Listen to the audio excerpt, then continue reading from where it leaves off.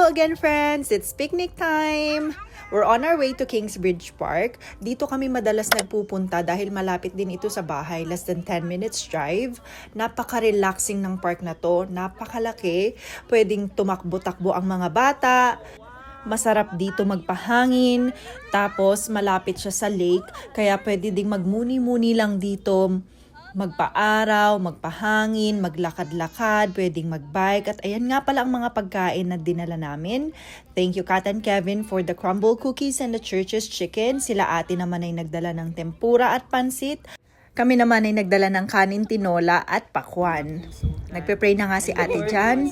Tapos kami ay kumain lang at nag-relax.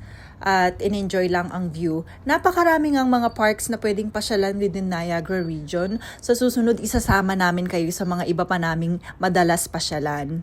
Nagstay lang kami dyan hanggang 8:30 ng gabi, pero ang 8:30 ay maliwanag pa bago kami umuwi. At yun lang, na-enjoy namin ang araw. Ang mga bata ay nag-enjoy mag-explore sa park. Yun lang for this video. Maraming salamat. Please follow our page and share and like our videos and photos. Bye!